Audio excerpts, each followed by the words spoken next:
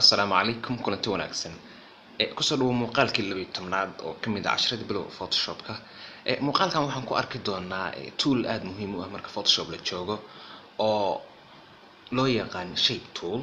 Shape tool wuxuu awood inoo siiyaa inaan ku soo darsano waxa loo yaqaan Photoshop-keena ama documentigeena shaybab ama maxaan ku raadayay qaabab waxyaalo jiray hore u jiray isla markaana aan ku soo dari karno aan ka dhigi karno part ka mid ah documentigeena.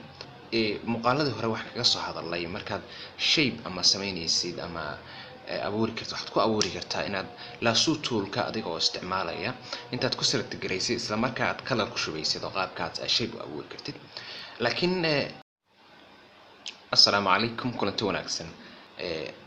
Option kale oo looga soo dari karo shape-ka option-kaasna wuxuu noqonayaa shape toolka oo tool inoo suurtagelinaya inaan option inaan kusoo darsano maxaan ku raadayay shaybab tira badan isla markaana aan kalaro iyo waxaan midabkaan rabno ka dhigan karno awood inoo siinaya. Markaasaan isla socono waxaan soo furaysaa documentigii aan ugu talagalay tutorialkan waxaad tegaysaa folderkii dan waxaad kasii dooranaysaa essential practice waxaad kasii dooranaysaa shape tool oo 10 waxaad soo furaysaa documentiga caynkaas shaybabkaas ay saaran yihiin.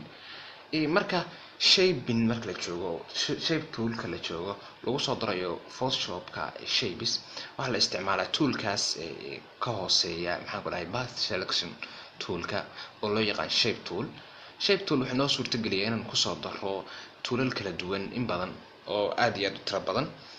Marka sida inoo ka muuqata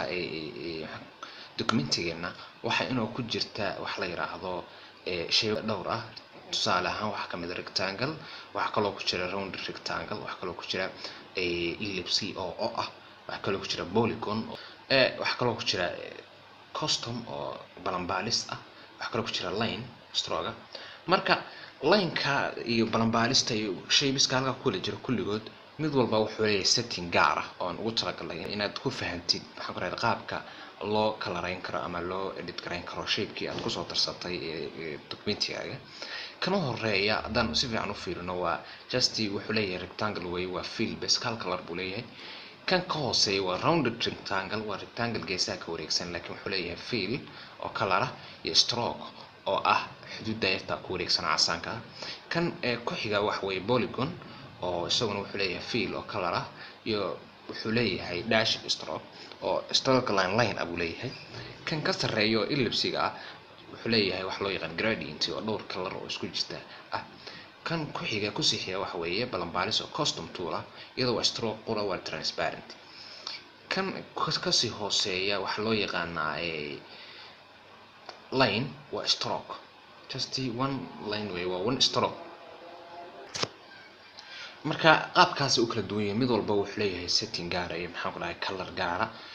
Waxaan samayn doonaa marka qaabkan uu soo dari lahayn kalarada qaabkan u sameynay waxaan ku samayn doonaa exercise folderka hoose layerska inta fiirsid qaybta exercise-ka ah aan tagaynaa halkaas waxaan ku daraynaa wax ku sameynaynaa isla kuwaas qaabkan u sameynay baan ku tusi doonaa. waxaan tagaynaa marka u horeeyo waxaan sameynaynaa rectangle-ka saan u sameyno waxaan tagaynaa shape tool-ka aan u tagaynaa waxaan right click ku leenahay ama click baan cabaar haynayna waxay noo soo baxaysaa meel aan ka dooran karno option trap rectangle rounded ellipse polygon line inta ka heli karno. marka waxaan u baahanaynaa rectangle-ka koowaad kaasaan soo qaadan karnaa ka inteenaan dhigin marka waxaad kor fiirisaa control panel-kaaga waxa ku jira meel fill ay ku qoran tahay iyo meel stroke ku qoran tahay. fill wuxuu ka dhigan yahay color-ka caadi baan ku leeyahay stroke waxa weeye haddaad u baahantahay inaad line kor ka gelisid ama dash kor ka gelisid intaba. marka inagu dash uma baahan line uma baahan ka naga qaad wax ka qaadaysa options-ka halka kaga muuqda ka close saaran tahay baa saaraysa qaabkaas uu kaaga baxaya. halkan waxaan uga baahanay blue marka blue-giisaan u sameeyno color-ka halkan nooga door okay de marka saa u soo qaadatay rectangle-ka color-ka soo saxatid waxaad u baahan tahay marka inaad timaadid meesha ku sameyn lahayd. waxaan ka bilaabaynaa geeska u koreeya si selection-kii baan u sameynaynaa waa soo jiidaynaa ilaa meesha u dambaysa aan keenno. qaabkaas baan waxaan u sameyn karnaa rectangle-ka markaan saa u sameyno oo qaabka u sameyno waxaan u baahanay inaan ku darno isagana round rectangle. marka round rectangle markaan sameynayno uu ka yar option badan yahay kaas waxaan tagaynaa meesha ku noqonaynaa shape-kii right click baan dhahaynaa round rectangle baan dooranaynaa. round rectangle marka intaadan sameyn waxa muhiima oo lagama maarmaana inaad hubisid oo fiirisid optionka control panelkaaga meesha radius ku qoran tahay cabirka uu yahay tirada ku qoran intay tahay tiradaas waxay ku indicate gareyn ku sameynaysaa radiuska ama angle-ka ku jira qalooca tusaale ahaan haddaan geliyo kasoo qaad halka haddaan geliyo waxa loo yaqaanay haddaan geliyo 10 oo enter dhaho kadib aan halkaa ku sameeyo round rectangle-kaygii dabcan round rectangle uu yahay oo dhinacyada uu kasoo qalloocsan yahay rectangle-kii oo afar geeska ma aha laakiin waxa yar radiuski ama angle-kii uu kusoo qalloocsanayay saan u badiyo marka waxaan tagayaa halkaas waxaan ku celinayaa 65 sida hore noogu celi kadib baan waxaan ku dul samaynaynaa meeshaan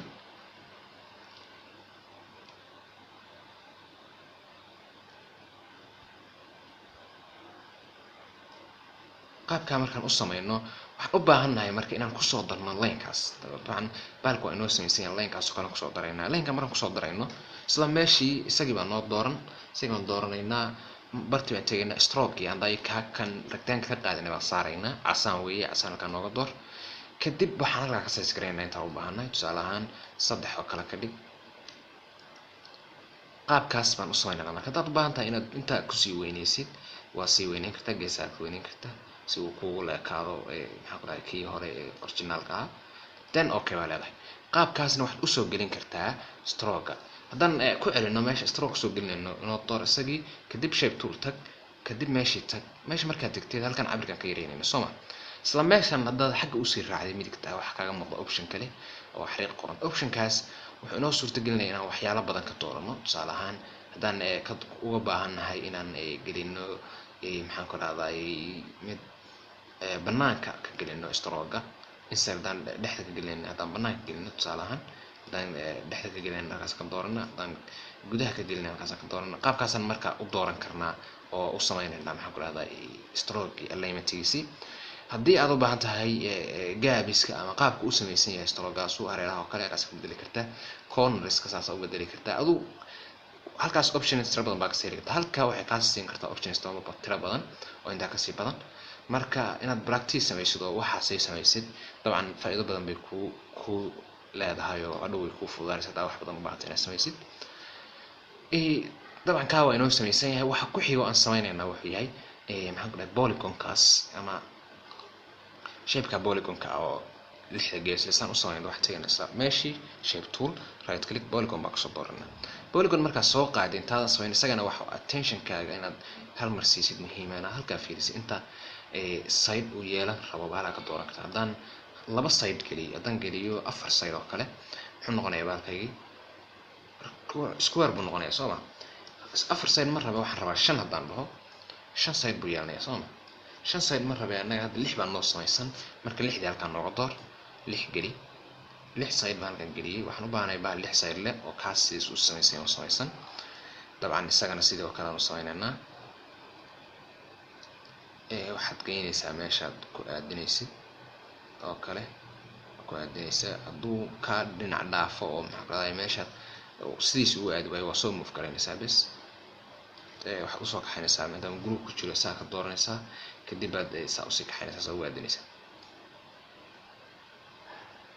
qaabkaas marka waxaan u sameynaynaa maxaan ku dhahday polygon-kiina hadduu size-ka weynaado dabcan size-ka waa saxan karta qaabkaas u saxanaysaa marka wax dheeri uu lahaa isagu dashing buu lahaa line say ugu daraynaa isla meeshii baan stroke-gii baan tegaynaa stroke cabirkiisa tusaale ahaan 2 nooga dhig 2 markaan ka dhigano oo size-kan u baahanay geysan waxaan halka heli karnaa marka inaan dashing ka dhigno inaan line caadi ka dhigno iyo inaan ka dhigno wax loo yaqaanay maxaan ku dhahay dhibco oo dots ka dhigno marka waxaan ka dhiganaa inuu dash u baahanay dashkaas aan ka samaysanaa hadaad u baahantahay size-kii intii ka badisay dabcan tiradu bedelaysaa wax ka dhigtaa cabirka u baahan tahay qaabkaas oo sameynay waxa ku xiga oo ka ku sii xiga ellipse wuxuu yahay gradient leh gradient waxay ka dhigantaa dhowr color oo isku jira isla markaana ku sameeyo wax waxaan ku dhahay hal color ah inay quruxdoon isku dhex jira tusaale kaas halka ka muuqdo kale saan u sameeyno marka kaas oo kale waxaan tagaynaa meeshii waxaan ka dooranaa ellipse aan u sameeyno waxaan u baahnaa marka inaan isla meeshii ku jiidno oo cabirkii intii uu kii la ekaa oo kale sameeyno saas aan jiidaysaa ilaa meeshaad u baahantahay markaad geysid baa sii daynaysaa oo ku samaysan yahay dabcan kii hore oo kale buu ka doortay sababta uu sidii kii hore u noqday oo dash u noqday waxay tahay haddaan kan doorto maxaa ku dhahay polygonka haddaan doorto kaas roundedka ah oo shape sameeyo wuxuu noqonayaa settingkii qaabkii uu kala u qaadanaya haddaan doorto tusaale ahaan rectangle-ka u koreeya halka doorto kadib aan bahal kale sameeyo wuxuu noqonayaa isla noociisu noqonaya haddaan meeshan inta tago kan gradient la hore ka doorto isla qaabkaas u noqonaya marka waxay ku fududeynaysaa inaad shape dooratid kadibna isla adoo shape toolka wataa shape kale samaysid inaad shape-ka settingkiisa ku qaadato ku kordhisatid marka inuu kan mar rabna hadda waan iska bedelaynaa waxaan u baahanahay inaan ka dhigno gradient saa uga dhiganaa marka stroke ka qaad waxaan u baahanahay inaan gradient ka dhigno waxaan tegaynaa fill marka aad u fiirsatid halka options buu ku leeyahay tira badan dhowra optionka mid colorka laga soo doorto caadi ahaan laga soo dooran kartaa banaanka kuwan ay ku anfici waayaan color dheeri u baahatid click inta siisid baa color picker ka u baahantay ka dooranaysaa kan hadda u baahantay pattern hadda u baahantay gradient inuu rabnaa kaana waa kan ka seli kartaa hadaad ka ku dhufatid colorka waa ka baxaya marka gradient u baahanahay gradient tusaale ahaan kanoo kale aan u baahanahay gradient dabcan kaasaas u dooratid baad okay baa dhehaysaa qaabkaas kugu samaysan gradientigana waxa ku sii xiga isna meesha ka maqnayn custom tool marka wuxuu ka dhigan yahay maxaa ku dhahay tool aan adu samayn laakiin iska samaysnaa markiisii hore right click baa samaynaysaa shape toolka tagaysaa right click baa leedahay markaasaa custom shape tool ka dooranaysaa custom shape marka kuu soo baxo baad halkaa furaysaa halkaa markaa furtid baa halkaa waxaa ka raadsanaysaa marka waxaad u baahan tahay maxan muxuu ama animal buu ahaa ma geed buu ahaa ma caag buu wuxuu halkaas hadduu arrow ahaan arrow baa ka dooranaysaa okay baad leedahay falaara kusoo baxaya hadduu animal ahaa sida keen oo kale animal oo kale ka dooranaysaa okay baad dhehaysaa then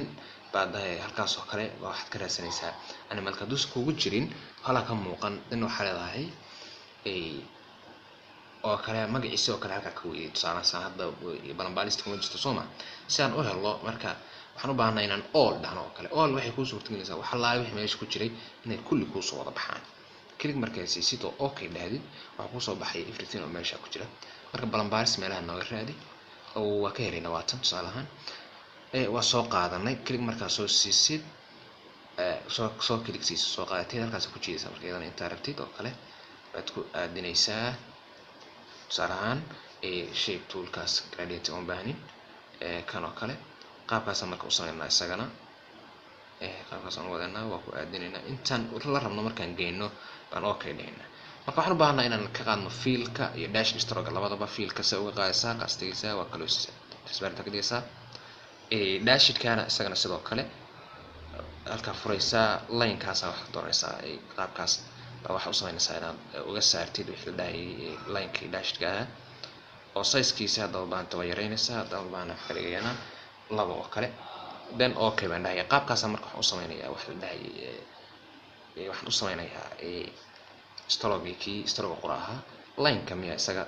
meesha waan tagaynaa optionskii line-ka kaas ka soo dooranaysaa halkaas waxaa gelinaysaa intuu dhumucdiisu la ekaanayso tusaale ahaan 4 pixel ama 3 pixel oo kale nooga dhig okay dhe saa ugu jiid marka shift adoo haya uu ku toosiyaa marka saas oo sameynaysaa isagana marka qaabkaas sida guud shapes-ka loogu soo baraa Photoshop-ka muuqaalka shapes-ka marka intaas aan kusoo gabagabeynaynaa waa inoo kulanti damo xiiso leh